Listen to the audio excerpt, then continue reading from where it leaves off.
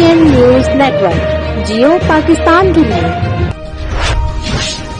खबर शामिल करेंगे लाहौर से। हमारे नुमाइंदे राणा इमरान की रिपोर्ट के मुताबिक वज़ीर-ए-आला पंजाब सरदार उस्मान बुज़दार की डिफेंस में वफाकी वज़ीर दाखिला ब्रिगेडियर एजाज अहमद शाह की रिहाइशगाह आमद। वज़ीर-ए-आला उस्मान बुज़दार का वफाकी वज़ीर दाखिला ब्रिगेडियर एजाज अहमद शाह से उनके भाई पीर तारक अहमद शाह के इंतकाल पर इजहार अफसोस। वज़ीर-ए-आला का एजाज शाह और सोगवार खानदान से दिली हमदर्दी व इजहार ताज़ियत। वज़ीर-ए-आला ने मरहूम के रूह के असले सवाब के लिए फातिहा खानी की और सोगवार खानदान के लिए सब्र जमील की दुआ की। वज़ीर-ए-आला का इस हवाले से कहना था, कुछ अरसे के दौरान दूसरे भाई का भी दुनिया से चले जाना आपके लिए बड़ा सदमा है। आपके दूसरे भाई पीर तारक अहमद शाह के इंतकाल पर दिली रंज हुआ। अपने प्यारे भाई के बिछड़ जाने का गम आपसे ज्यादा कोई और महसूस नहीं कर सकता।